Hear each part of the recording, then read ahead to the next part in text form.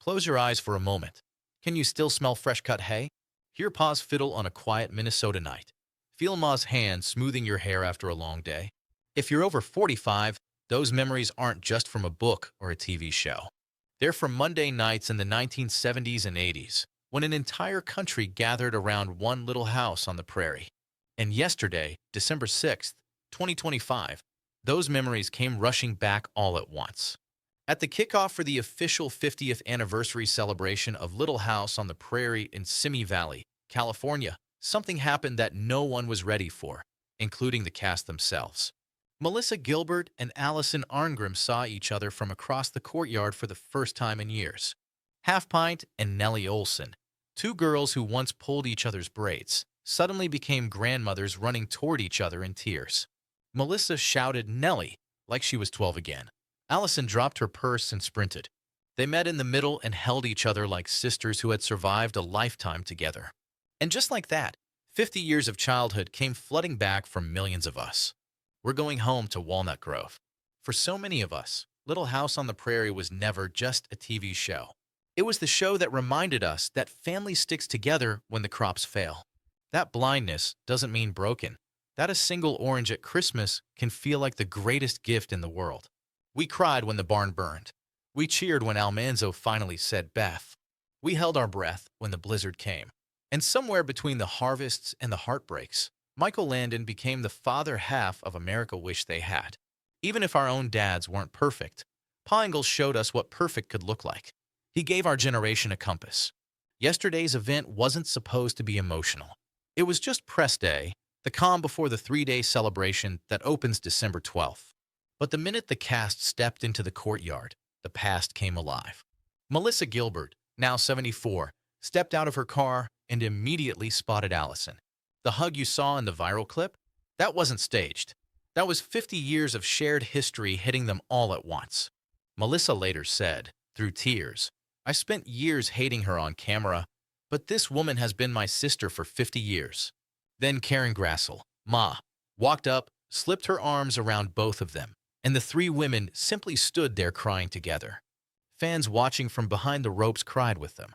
Dean Butler, who played Almanzo, told reporters, we didn't just play family, we became one. Families find their way back. But the moment that silenced the entire room came later, during the private panel. The lights dimmed, everyone quieted, and then a recording began to play. A message Michael Landon himself had recorded in 1991, the year he passed. He left it specifically for the cast to be played on the 50-year anniversary. His voice, that warm, steady, unmistakable voice, said, if you're listening to this, it means half a century has passed since we built that little house together. Be kind to each other. Keep telling the stories. And remember, the real Prairie was always in your hearts. You could hear people gasping through tears. Melissa Gilbert whispered, Hi, Pa, and the room fell apart. Strangers hugged. Even some of the crew members wiped their eyes. Because if you're 45, 55, 65, or older, this reunion touches something deep. Many of us lost our own Pa and Mas years ago. We watched the world speed up. We watched it get louder, harsher, more complicated. Sometimes we wonder if the values we were raised with still matter. And then you see Laura and Nellie, women who once fought on screen, now grandmothers holding hands and talking about faith, love, forgiveness, and second chances. You realize, yes, those values still matter, and the Prairie is still there whenever we need it. The full reunion takes place December 12th through 14th.